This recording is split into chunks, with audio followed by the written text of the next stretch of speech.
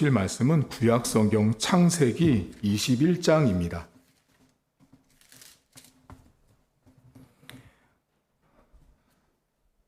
창세기 21장 22절부터 34절까지입니다.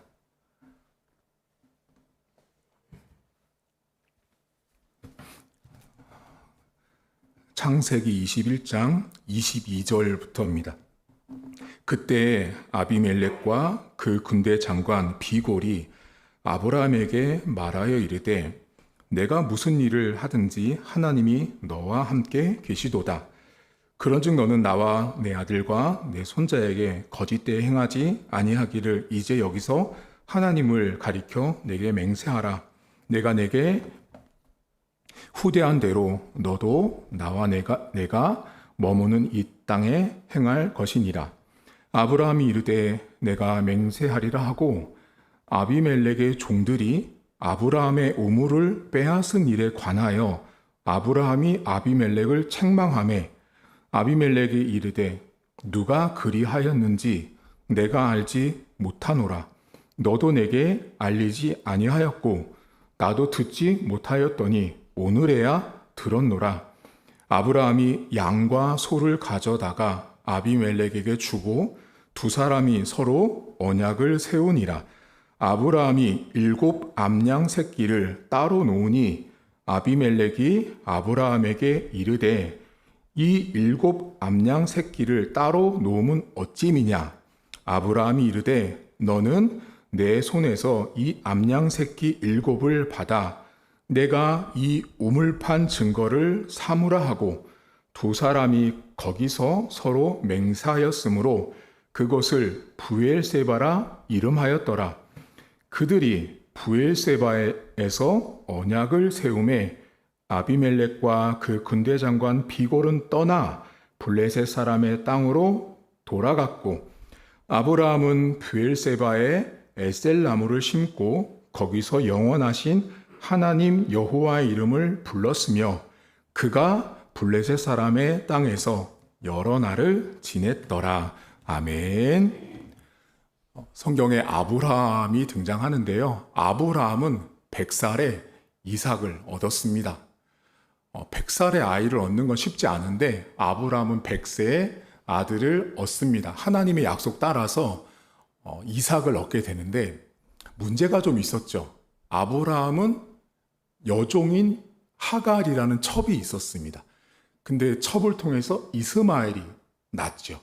근데 이 창세기 21장에 보면 이스마엘이 이삭을 놀리는지라 이렇게 나옵니다. 이 놀리는지라라는 히브리어는 비웃는 거예요. 근데 왜 비웃었는지 어떤 사건이 있었는지 성경은 기록하지 않지만 최소한 아브라함 집에 있었던 여종의 아들인 이스마엘이 그래도 그 집안에 진짜 대들보 같은 이삭을 비웃고 있었어요.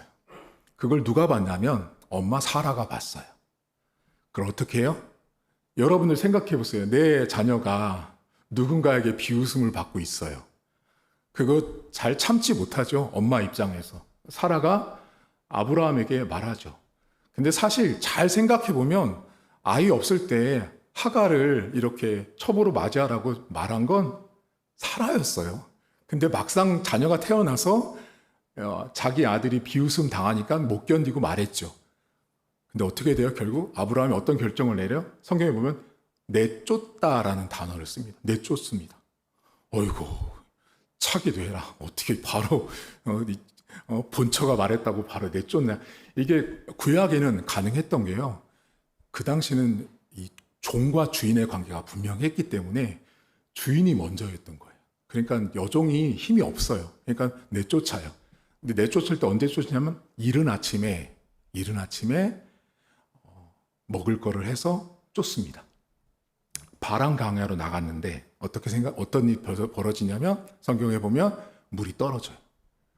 자, 물이 떨어지면 누가 제일 고통스러울까요? 여자랑 아이가 나갔는데요. 물이 떨어지니까 제일 먼저 우는 건 엄마예요, 아이예요? 아기가 먼저 울죠, 당연히. 아기가 우는데 성경에 보면 하나님이 두려워하지 말고 울지 말라고 천사를 보내시죠.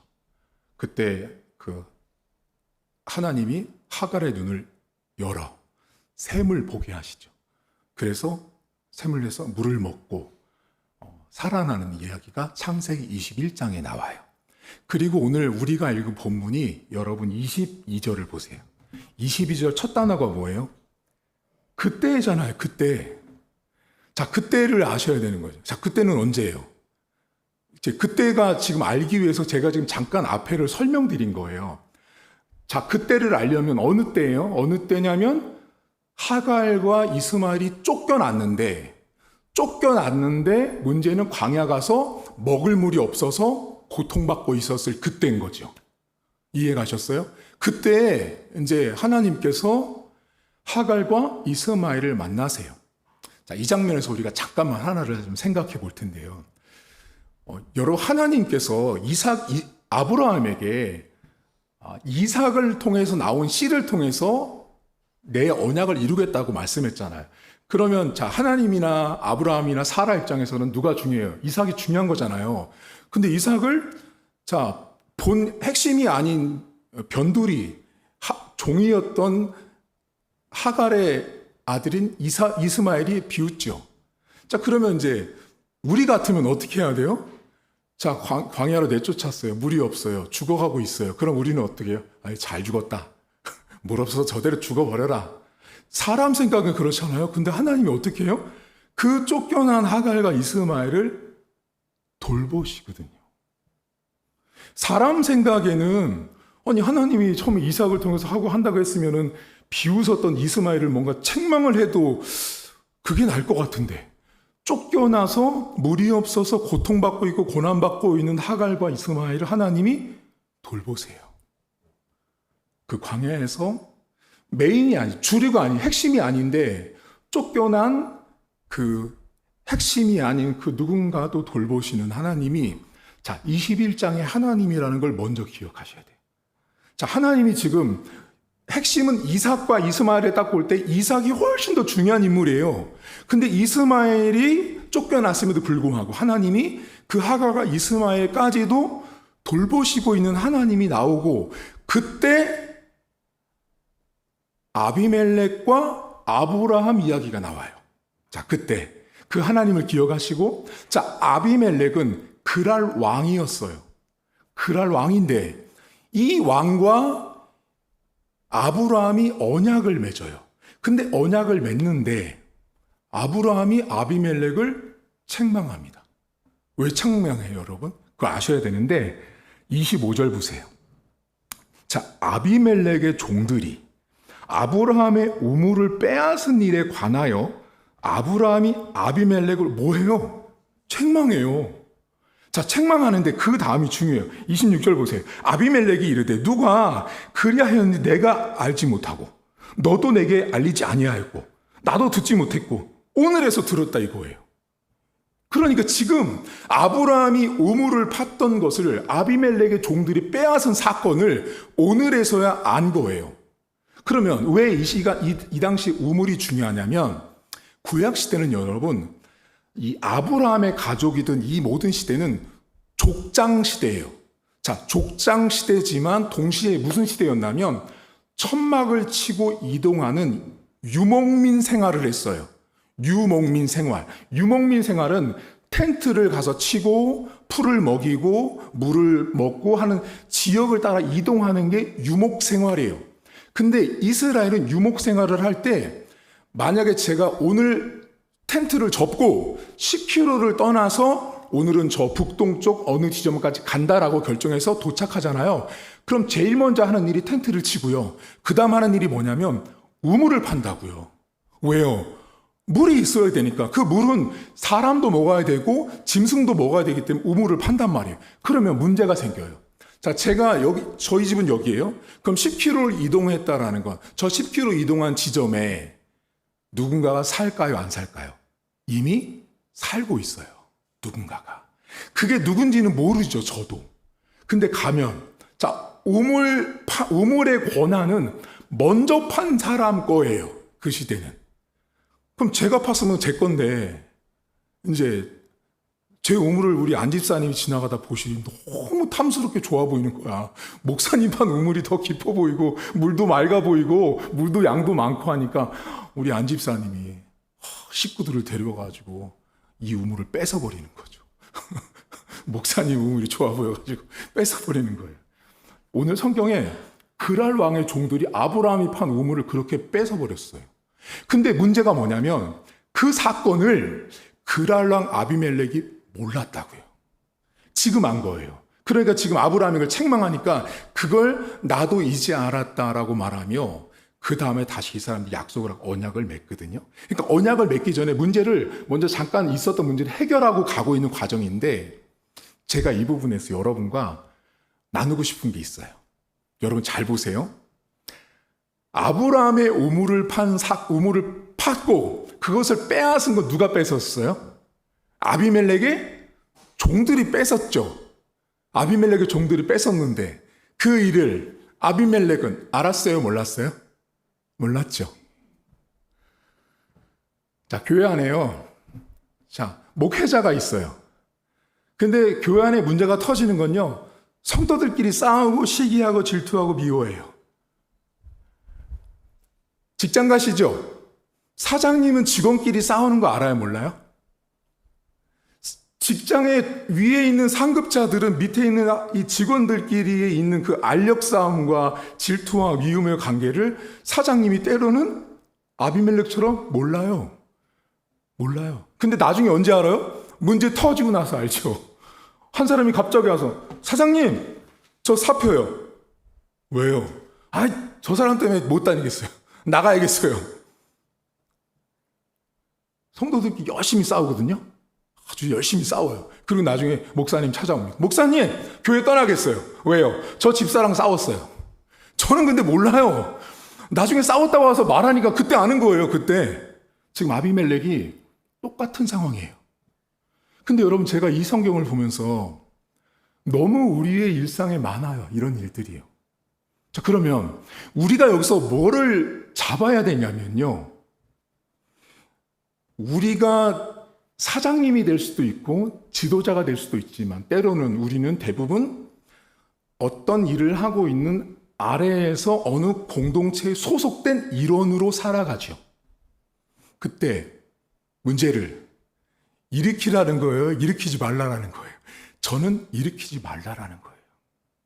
이 아비멜렉의 종들이 아브라함의 우물을 뺏은 사건을 통해서 우리가 정말 붙잡아야 되는 게 뭐냐면 주인이 모르는 일을 했을 때 나중에 결국은 책망을 받는 거예요.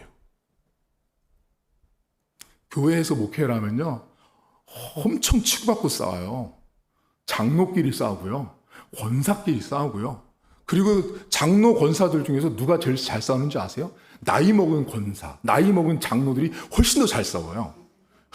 젊으신 집사님들은 잘 안 싸워요. 이제 막 임직받은 권사들, 젊은 권사님들은 잘 안 싸워요. 근데 좀 서열이 되고 짬밥이 되고 좀 높다. 그러면 막 난리도 아닙니다. 그렇게 싸우고 나서 어느 날 갑자기 목회자에게 연락이 와요. 3명이 교회를 떠난대요. 2명이 교회를 떠난대요. 나중에 알고 봤더니 자기들끼리 엄청 싸운 거예요. 전도회 안에서, 목장 안에서, 순원들 안에서 그렇게 싸운 거예요. 아비멜렉이 딱 그런 상황이었어요. 여러분 어딜 가시든지 남의 우물 뺏지 마십시오. 절대 남의 우물은 손대는 거 아니에요. 자, 여기서 뭐가 나와요? 여러분 잘 쓰는 말 있죠? 오지랖. 어디 가서 오지랖 떨면 안 돼요. 정말이에요. 이미 파놓은 우물은 그 당시 문화적인 배경에서요. 저건 내게 아니라는 게 분명했다고요. 내게 아니야. 왜? 내가 판 적이 없거든요. 저 우물은. 근데 어떻게 해요? 욕심 때문에 좋아 보이니까 수고를 덜기 위해서 그걸 뺏어버렸거든요. 그러니까 여러분들이 어딜 가든 내 것과 남의 것을 철저하게 잘 구분하셔야 돼요. 여러분 이스라엘은요. 애들이 크면 만약에 형제가 크잖아요. 그러면 5살, 6살, 7살 되잖아요. 그러면 부모가 제일 먼저 가르치는 게 있습니다. 유대인들 교육법에. 서랍을 만약에 6단 서랍을 하나 딱 이렇게 만들어 놓습니다. 그리고 1단, 2단, 3단, 4단 있잖아요. 그리고 형제를 딱 불러 놓습니다. 그리고 이렇게 가르칩니다. 1단은 네 거, 2단은 형 거, 3단은 네 거, 4단은 형 거. 이 뭐예요? 자기 영역을 명확하게 해주시는 거예요. 성경이요, 하나님이 그런 분이에요. 하나님은 분명히 선이 분명하신데 그 선을 넘잖아요. 문제가 생겨요. 그렇기 때문에 유대인들이 자녀를 교육할 때 그것 옷장 정리부터 가르친다고 하는 거예요. 그게 뒤죽박죽 되잖아요. 나중에 어때요? 막 형제끼리 싸우잖아요. 이번 주에 자, 고난주간이잖아요. 고난주간에 막 고통스럽게 나도 고난해야 돼. 그게 아니고요, 여러분. 고난주간에 내 우물이 아닌 것에 손을 대는 것부터가 실천되면 잘 보내시는 거예요. 자, 이렇게 해서 책망을 받고 약속을 해요. 자, 이제 새끼 암양 7마리를 주거든요. 아브라함이 아비멜렉에게. 그랬더니 왜 이걸 따로 주냐라고 물어봐요. 이거는 이 우물판 권한이 내 거라는 증거다. 내 거다. 그래서 언약을 맺어요. 그런 다음에 아비멜렉과 그 아비멜렉의 군대 장관 비골이 블레셋 땅으로 떠나요. 그 다음 이야기가 등장하거든요. 그게 몇 절이냐면 33절 보세요. 자, 32절 그들이 부엘세바에서 언약을 세우고 아비멜렉과 그 군대 장관 비골이 떠나 블레셋 땅으로 갔죠. 그 다음 33절 아브라함은 부엘세바에 에스델나무를 심고 거기서 영원하신 하나님 여호와 이름을 불렀으며 그가, 이거 아브라함이에요. 아브라함이 블레셋 사람의 땅에서 여러 날을 지냈대요. 자, 그러면 여러분 이 성경을 잘 보시면 이삭과 이스마엘의 사건을 쭉 보면서 하나님이 어떻게 하셨죠? 쫓겨난 사람, 핵심이 아닌 사람을 돌보는 이야기를 할 때 그때 아비멜렉과 아브라함의 언약 맺는 사건이 나와요. 언약을 맺고 떠났는데 아브라함이 그 부엘세바에다가 언약 맺은 그곳에서 뭐를 심었다고 나와요? 에셀나무를 심었다고 나온단 말이에요. 오늘 여러분 들어올 때 받으신 그 나무가 에셀나무예요. 에셀나무. 자, 그러면 여러분은 궁금한 게 있으셔야 돼요. 목사님, 왜 하필 에셀나무예요? 많은 나무가 분명히 있었을 텐데 왜 하필 에셀나무를 아브라함이 심었을까요? 그리고 아브라함이 에셀나무를 심은 다음에 성경에 보면 뭐라고 여기 나와요? 영원하신 하나님 여호와 이름을 불렀다라고 나온단 말이에요. 그리고 그 부른 장소가 어디냐면 블레셋 땅에 여러 날 있었다라고 나와요. 두 가지를 해결해야 되거든요. 왜 에셀나무를 심었는지, 그리고 그것에서 하나님의 이름을 부른 것이 뭔지를 아셔야 돼요. 여러분, 에셀나무는요, 여러분 지금 보시는 것처럼 뿌리가 엄청나게 굵고 튼튼하거든요. 근데 저 나무가 어디에 있냐면 사막 한가운데서도 살아요. 어떻게 살 수 있을까요? 물이 없는 사막 한가운데서도 저 에셀나무가 살 수 있는 비결이 있습니다. 그게 뭐냐면, 여러분 보통 나무가 뿌리를 내리면 물이 있는 수분을 흡수한 수분이 축축하게 머금은 그 땅까지 있는 물만 먹고 살잖아요. 거기 있는 물이 다 말라서 기근이 오면 다 말라 죽잖아요. 근데 에셀나무는요, 어디까지 뿌리를 내리냐면 저 밑에 지하수층까지 뿌리를 내리는 거예요. 그러니까 사막에서도 살아남는 거예요. 대단한 나무죠? 자, 그런데 그 에셀나무는 특징이 있어요. 저 나무가 크면 사막에 그늘을 만들고 사람들이 와요. 근데 저 나무에 엄청난 특징이 있는데요. 저 나무는 짠맛이 납니다. 아이고, 목사님, 나무에서 짠맛이 나요? 네. 나뭇잎 있죠? 저 에셀나무 나뭇잎이 짠맛을 내요. 자, 그러면 짠맛이라는 건 소금이 있죠. 여러분, 소금 있죠? 소금에다가 물을 끼얹으면 어떻게 돼요? 물이 튕겨져 나가요. 소금이 물을 먹어요. 소금이 물을 먹잖아요. 자, 이 에셀나무가 이파리가 많은데요. 여러분, 새벽이 되면 뭐가 막 있어요? 이슬이 있잖아요. 그럼 이슬이 내리죠. 그럼 에셀나무는 짜다 그랬죠. 그럼 어떻게 할까요? 수증기를, 물을 먹어버리는 거예요. 근데 먹는데 그게 먹다 하다가 어떻게 돼요? 이파리 위에 물방울이 이렇게 막 맺혀 있는 거 보셨죠? 그게 그렇게 에셀나무가 물이 맺혀요. 그런데 성지순례를 간 사람들이 그 에셀나무를 그 새벽녘에 아침이 동터서 그 물이 이렇게 있는 것이 햇빛이 비치는 그 에셀나무를 보면요. 세상에 그렇게 아름다운 나무가 없대요. 그렇게 아름답대요. 에셀나무가. 그런데 그 에셀나무가 물방울이 있다가 정오가 되잖아요. 그럼 정오까지 그 물방울이 있어요. 그럼 정오가 되면 햇볕이 내리쬐겠죠.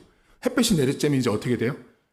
물이 마르죠. 그건 이제 증발열이라고 말해요. 과학에서. 그 증발열이 발생하면 물이 열을 먹고 이제 날아갈 때 12시 되면 이스라엘은 엄청 더워요. 그럼 그 에셀나무 나무 밑에가요. 놀랍게도 바깥 온도보다 10도나 떨어진답니다. 자, 그러면 아브라함이 지금 광야, 브엘세바 여기에 언약을 맺고 그 다른 어떤 나무가 아닌 에셀나무를 심었다고요. 그럼 어떤 걸 의미할까요? 여러분, 에셀나무를 심으면요.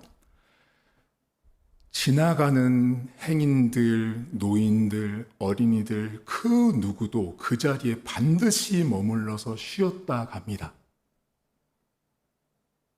다른 어떤 나무와는 비교할 수 없을 정도로 온도가 낮고 시원한 장소가 에셀나무 알이기 때문에 그 아래에 머물다 쉬다가 간다고 합니다. 그런데 아브라함이 그 에셀나무를 심고 뭐를 외쳤어요? 하나님의 이름을 부르지요. 근데 성경에 뭐라고 나와요? 블레셋 땅이라고 나온다고요. 그러니까 부엘세바와 그 블레셋 땅은 거의 같은 땅이라고 보시면 돼요. 바로 옆이에요. 조금만 넘어가면 그냥 블레셋 땅이에요. 그러니까 아브라함이 블레셋 땅에 여러 날 있었다라는 것은 하나님을 믿지 않는 땅에 믿음의 사람이 오랫동안 머문 딱 한 사람 아브라함을 소개한 거예요. 아무도 하나님을 믿지 않은 그곳에 아브라함이 가서 머무른 거예요. 근데 거기서 하나님의 이름을 외쳤다는 건 뭐예요? 오늘날로 말하면 전도한 거예요. 그 시대에 그 블레셋 땅에서 여호와 이름을 부른 것은 아브라함의 믿음의 사람이 그 믿지 않는 땅에 가서 하나님을 전하는 사람이 된 거예요. 자, 그런데 지금 여러분 아브라함이 지금 있는 땅이 어디예요? 블레셋 땅이잖아요. 거기에 아무도 한 번도 복음을 들어보지 않은 사람들이 살고 있는 땅에 믿음의 사람 아브라함이 있는데 여기 본문에 에셀나무를 심고 여호와의 이름을 부르고 나오죠. 심고 부르죠. 맞아요? 오늘 설교 제목이 심고 부르다잖아요. 부르는 건데 심고 부르다라는 이 말이요. 결코 단순한 말이 아니에요. 여러분 혹시 이 성경이라는 이 책은요. 성경의 언어는 단순히 기록된 게 아니고요. 마치 실타래처럼 창세기부터 요한계시록까지 하나의 실타래로 연결되어 있는 게 성경의 언어예요. 또 다른 말로 바꾸면 성경에 등장한 언어 하나하나는 단순히 기록되지 않았다. 반드시 연결점이 있고 목적이 있어서 기록됐다예요. 자, 그러면 히브리어는 심다라는 말과 부르다라는 말이 많아요. 근데 그 중에 이 성경을 기록한 모세가 심는다는 말과 부르다는 말을 신약 성경에서 너무 똑같은 단어를 사용하게끔 기록되었어요. 자, 그러면 이 창세기지만 신약 성경으로 넘어갔을 때 여러분 혹시 예수님이 이런 말씀을 하세요. 하늘의 아버지가 심지 않으면 모두 뽑아버린다라는 말씀을 마태복음에 등장합니다. 그리고 이런 얘기가 나옵니다. 포도나무를 심고 무화과를 심고 할 때 그 심든다는 말이 나오죠. 그리고 고린도전서에 가면 여러분 이런 말씀 들어보셨을 거예요. 나는 심고 아볼로는 물을 주었으니. 기억나세요? 로마서에 가면 이런 말씀이 나옵니다. 그리스도의 이름을 부르는 자는 부요할지니. 자, 이 말이 어떻게 됐냐면 이 심는다라는 말과 부르다라는 말이요. 신약 성경으로 넘어오면 뭐와 연결되어 있냐면 예수님과 연결되어 있어요. 자, 그러면 예수님은 여러분, 예수님이 십자가를 지셨다는 건 뭐예요? 우리 이런 말을 하죠. 십자가 그늘 아래. 십자가 그늘 아래라는 말을 쓰죠. 십자가 아래 내려가서 쉼을 얻고 안식을 얻고 해방을 얻고 자유를 얻잖아요. 방금 무슨 나무랑 비슷해요? 에셀나무랑 비슷한 거예요. 구약 성경에 나왔던 그 에셀나무를 심었던 아브라함, 그 믿음의 사람이 심었던 에셀나무의 기능과 역할이 신약 성경에 등장하는 예수님과 연결을 하기 위해서 모세는 심는다란 말과 부르다라는 말을 신약 성경에 꼭 예수님과 연결해서 썼던 단어를 기록했어요. 여러분, 사도행전에 이런 말씀이 있습니다. 누구든지 주의 이름을 부르는 자는 구원을 얻는다라고 하죠. 그때 그 부르다란 말도 방금 성경에 나온 심고 부르다 할 때 부르다란 말을 그 단어를 썼어요. 자, 여러분, 이번 주가 무슨 주간이에요? 고난 주간이죠. 자, 고난 주간은 어떻게 보내는 거예요? 여러분들의 일반적인 고난 주간을 보낸다 하면요, 막 고통스럽게 내 육체를 힘들게 하려고 하세요. 그리고 이렇게 말하면, 목사님, 고난 주간을 맞이하여 일주일 금식 기도를 하기로 작정했습니다. 그럼 고난이 돼요? 자, 그렇게 고난 주간을 지금까지 보내셔서 특별한 고난 주간이 있었던 분. 그리고 여러분들이 그렇게 고난 주간 보내고 나면 그 다음은요? 여러분 없잖아요. 그리고 언제 또 고난주간 생각해요? 내년에 고난주간 생각하시잖아요. 여러분에게 고난주간은, 고난이라는 건 4월달 요때 딱 한 번이잖아요. 3월 말 4월. 그리고 없잖아요. 막 특별 새벽기도 해가지고 안 일어나는 새벽기도를 이기면서 그 일어나는 게 고난이에요? 자, 성경이 말하는 고난주간을 보내는 게 그런 거예요? 여러분, 육체를 혹사시키면서 보내는 게 고난주간이 아니에요. 고난주간은요, 뭐예요? 십자가는 누가 졌어요? 예수님이 지셨잖아요. 단회적인 사건이에요. 예수님은 고난주간에 죽으신 단회적인 사건으로 이미 죽으시고 우리의 구원을 이루셨어요. 그러면 고난주간에 우리에게 요청하는 딱 하나예요. 그 십자가를 지신 예수님을 믿으라는 거예요. 그게 고난주간이에요. 근데 고난주간에 가서 어떻게 해요? 막 몸을 혹사시키고 막 특별 새벽기도를 하면서 막 고난 20일을 막 40일을 막 하면서 하면은 그 몸이 피곤하면 고난이에요? 막 잠이 오고 쏟아지고 직장 가서 일하면서 힘들면 내가 지금 예수님의 고난을 맞이하고 있어. 행복해. 주님이 기뻐하실 거야. 여러분, 이런 고난주간은요, 매우 1차원적인 고난이에요. 성경이 말하는 고난은 그런 고난을 말하는 게 아니라고요. 육체적인 고난, 십자가의 고난은 예수님 한 번으로 이미 끝났어요. 우리에게 요청하는 건 그거 믿으라고요. 근데 여러분들이 고난주간 지내면서 믿으세요? 안 믿거든요. 그게 문제인 거예요, 지금 여러분. 지금 이 에셀나무를 심은 장소가 어디였냐면 블레셋이잖아요, 여러분. 아무도 믿지 않는 곳에 가서 그늘 에셀나무를 심어서 누구든지 와서 그곳에서 쉼을 얻도록 아브라함이 만들었잖아요. 믿음의 사람이 그렇게 만들었잖아요. 고난주간을 제일 잘 보내는 건 뭔지 아세요? 여러분들이 육체적으로 고난을 입히는 게 아니고요. 여러분 옆에 누가 와서 쉼을 얻게 하는 게 고난주간이라고 저는 봐요. 제가 생각하는 고난주간이에요. 많은 한국 성도들과 신앙인들이요, 고난주간만 되면요 슬퍼하시거든요. 도대체 왜 슬퍼하시는 건데요? 왜 슬퍼하세요? 목사님 십자가를 졌잖아요. 아팠잖아요. 여러분, 고난주간은요, 예수님이 주님이 슬퍼하라고 준 게 아니에요. 고난이 중요한 게 아니고 고난은 과정이고요. 부활이에요. 다음 주 무슨 주간이에요? 다음 주가 무슨 주일이에요?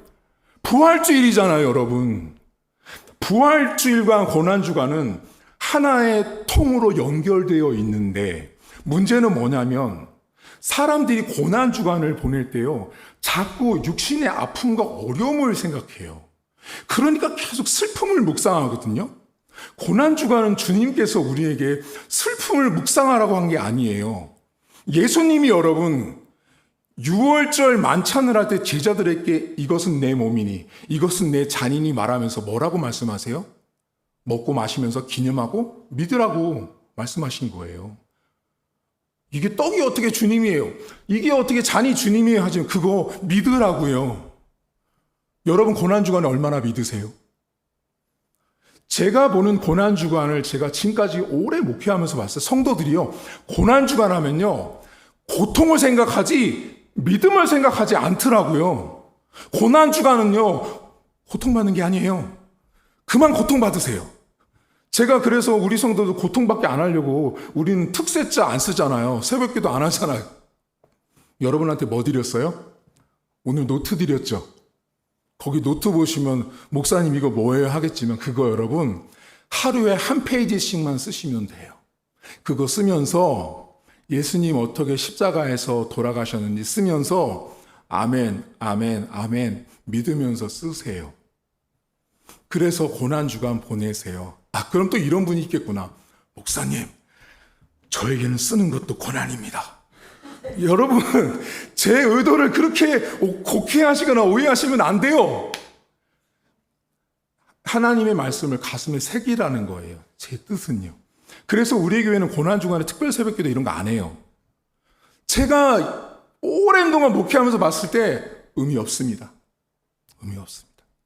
차라리 성경을 읽고 그 성경을 내 가슴에 새기는 것이 훨씬 더 고난주간에 맞습니다. 그리고 진짜 고난주간은 오늘 아무도 믿지 않은 블레셋 땅에 가서 에셀나무를 심었던 아브라함을 기억하셔야 돼요. 그곳에 가서 남들에게 그늘이 됐던 그 에셀나무의 기능을 신약에 오면 심고 불렀던 것이 곧 예수님이었다고요, 여러분. 여러분들이 예수님 믿으시잖아요. 자, 고난주간을 믿으신다며요. 그러면 답은 하나 나온 거예요. 여러분 이번 주간 지내시면서 남들에게 가서 내 옆자리 하나 내주시면 돼요. 그게 멋진 고난주간을 보내는 거예요. 금식하지 마세요. 배고파요. 왜 그게 금식이 아니고 금식이지. 그거 하지 마세요. 안 해도 돼요. 주님 그런 거 했다 안 했다 가지고 우리의 신앙을 평가하지 않는다고요. 외식으로 갈 가능성이 훨씬 더 높습니다. 안 하셔도 돼요.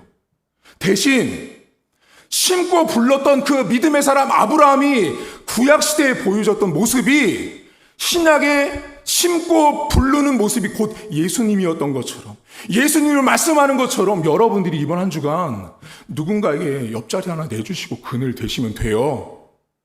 그게 정말 멋진 고난주간을 보내는 것입니다. 다가오는 주일날이 부활주일입니다.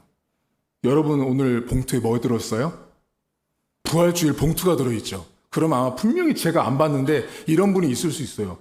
오늘 내야 되나? 내일 내야 다음 주에 내야 되나? 헷갈릴 수도 있어요. 다음 주에 내시는 거예요. 그러면 목사님 다음 주에 내라고 준 거는 미리 준비해 오라는 거네요? 그렇죠. 미리 준비해 오세요. 단 저는 헌금을 강조하는 목사입니다. 이야, 우리 목사님 돈을 강조하네. 자, 여러분, 제가 그랬죠. 우리 교회는 임직 받을 때 돈 안 받습니다. 임직은 돈 주고 할 때 사고 파는 거예요. 비성경적인 거예요. 하지만 절기헌금은요, 반드시 많이 드리셔야 되는 거예요. 그건 하나님 앞에 드리는 거기 때문에 인색하시면 절대 안 돼요.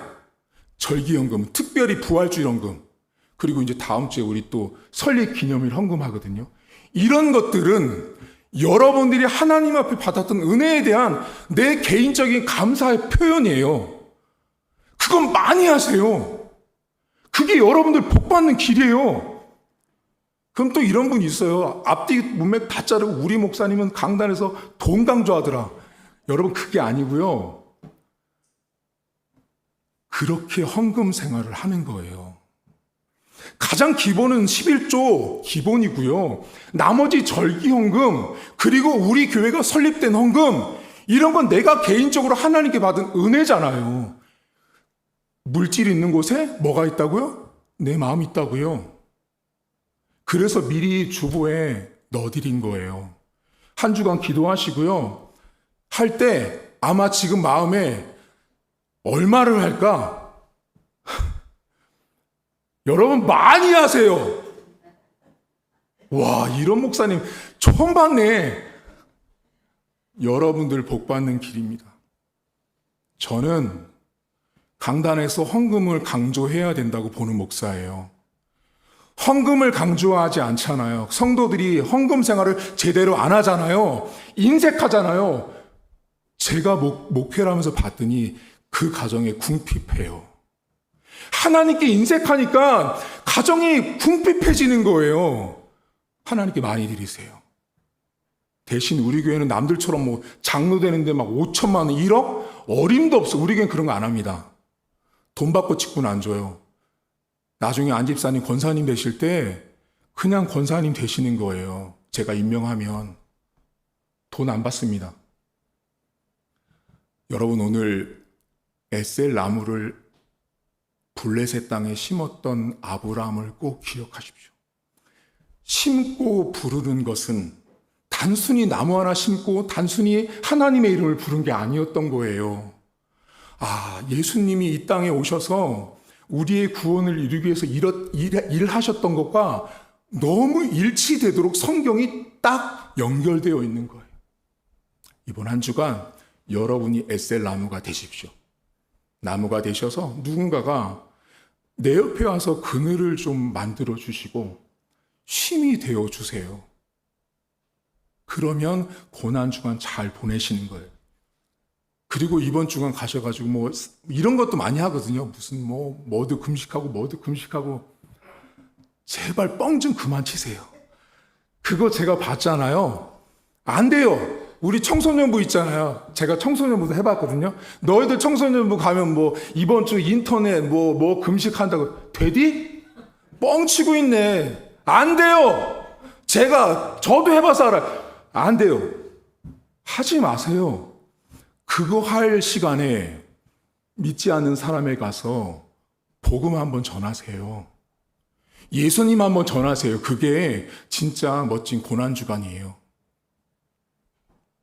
이 시간 눈 감고 기도하겠습니다. 기도하실 때 여러분 말씀을 생각하면서 하나님, 고난주간을 보내지만 육신의 고난을 요구하는 것이 아니라 믿음을 요구하시는 하나님의 마음들을 기억하시고, 하나님 오늘도 이번 한 주간도 에셀 나무를 심었던 믿음의 사람 아브라함처럼 내가 심고 부르는 자가 되게 하시고, 그 심고 부름이 곧 예수님이었던 것처럼 그런 한 주간 살다 올 수 있도록 통성으로 함께 기도하겠습니다. 하나님 아버지 고맙고 감사합니다. 사랑하는 성도들, 오늘 블레셋 땅에 에셀 나무를 심었던 아브라함을 보았습니다. 하나님, 아무도 믿지 않는 땅, 아무도 하나님을 모르는 그곳에서 하나님을 불렀던 아브라함처럼 하나님, 오늘도 우리가 이번 주간 고난주간을 보냅니다. 하나님, 우리가 육신의 고통과 어려움을 겪으면서 고난주간을 보내는 것이 아니라 정말로 내가 왜 고난주간에 이 시간을 보내야 되는지를 알게 하시고 깨닫게 하시고, 하나님 그 고난이 왜 있어야 했는지, 그 시간이 왜 나에게 필요한지를 돌아보게 하셔서 이번 한 주간에도 믿지 않는 블레셋 땅에 믿지 않는 사람들에게 내가 에셀나무가 되게 하시고, 내 주변에 와서 누군가 물을 마시고 쉼을 얻고 안식을 얻고 그늘이 될 수 있는 예수님 같은 삶을 살아갈 수 있도록 도와주시길 원합니다. 그렇게 고난주간을 보내다가 다음 한 주간 오게 하시고, 슬픔은 슬픔을 곱씹는 한 주간이 아니라 내가 주님처럼 예수님처럼 살아가는 한 주간 될 수 있도록 도와주셔서 돌아오는 부활주의를 기쁨과 감사로 맞이하는 성도들 될 수 있도록 은혜를 베풀어 주옵소서. 하나님 아버지, 많은 사람들이 고난주간을 자꾸 오석하고 오해하고 자꾸 고난을 슬프게만 접근하고 바라봅니다. 하나님 아버지, 주님께서 우리에게 십자가를 짓고 그 십자가를 짊어지셨을 때는 당신께서 하시는 일이었던 것입니다. 예수님만 할 수 있었던 일이었던 것입니다. 그것을 우리에게 요청하는 것은 너도 나처럼 똑같은 십자가를 지라는 말이 아니라 그 십자가를 진 나를 믿으라고 말씀하셨습니다. 많은 사람들이 고난주간을 보내면서 믿지는 않은 채 금식하고 자기 육신을 고통스럽게 하는 것이 고난주간이라고 너무나 큰 착각 속에 살고 있습니다. 하나님, 내가 뭔가를 참아내는 것이 고난이 아닌 것입니다. 성경이 말하는 고난은 참고 인내하는 것이 아니라 믿는 것이 고난인 것입니다. 믿지 않는데 어찌 고난주간이 나에게 의미가 있겠습니까? 하나님, 이번 한 주간 성도들이 믿음으로 주를 보게 하시고 예수 그리스도의 십자가를 믿는 한 주간 되게 하셔서 내 옆에 누군가가 와서 물 한 모금 마시고 그늘을 제공하는 하나님의 예수님의 자녀다운 제자다운 삶을 살다가 돌아오는 부활주일날 기쁨으로 하나님 앞에 영광 돌리는 우리 성도들 될 수 있도록 은혜를 베풀어 주옵소서. 이제는 우리 주님 예수 그리스도의 은혜와 하나님 아버지의 살아계심과 성령의 위로교통 충만하심의 역사가 오늘도 아브라함처럼 아무도 믿지 않는 땅에 나무 한 그루를 심고 그 나무 아래 수많은 영혼들이 와서 쉼을 얻고 안식을 얻고 이 땅에 예수님이 그렇게 오셨던 것처럼 이번 주간도 고난주간을 그렇게 감사로 기쁨으로 문 영혼들에게 나를 내어주기로 결심하며 고난주간을 출발하는 우리 모든 성도들 머리머리 위에 이제부터 영원토록 함께 있을지어다. 아멘. 네, 교회 소식 전하도록 하겠습니다. 여러분 광고 1번에 보시면 예배 순서 명칭을 제가 좀 변경을 했습니다. 우리가 헌금 기도라고 제가 주보에 냈었는데 예물 봉헌 및 축복 기도로 바꿔서 주보에 이제 기재가 됐으니까 참고하시고요. 방금 말씀드린 대로 돌아오는 주일날은 부활 주일로 지키고요. 성찬식도 있습니다. 기도로 잘 준비해서 오시면 좋을 것 같고요. 그리고 오늘 주보에 보시면 필사 노트가 나갔습니다. 여러분들 보시고 필사 노트 앞에 보면 교회 직인과 저의 도장이 있습니다. 그 옆에 여러분들이 날짜랑 기록하시고 서약하신 다음에 그걸 쓰십시오. 그러면 이걸 목사님 어떻게 하는 거예요? 검사를 할까요? 검사하지 말까요? 자, 검사한다 그러면 여러분들 또 짐이죠? 그것도 고난이죠? 검사 안 합니다. 그거 제출하는 거 아니에요. 여러분 스스로 하나님 앞에 양심껏 이번 한 주간 쓰시면 돼. 하루에 한 페이지니까 아마 부담 없으실 거예요. 그래서 시간 내시면 될 것 같고요. 그리고 4월 7일 저희 교회가 이제 어느새 1년이 가서 1주년 기념 예배를 드리게 되는데요. 1주년 예배 때 거기 보시면 반드시 오셔야 되는 분들의 명단이 있습니다. 이분들의 도대체 관계성이 뭔가는 이제 그때 오시면 알 것 같고요. 이분들은 절대로 빠지면 안 돼요. 자기 이름이 해당되시는 분들이 있어요. 거기 이름이. 그래서 그분들은 꼭 필히 참석을 부탁을 드리겠습니다. 예, 광고 마쳤고요.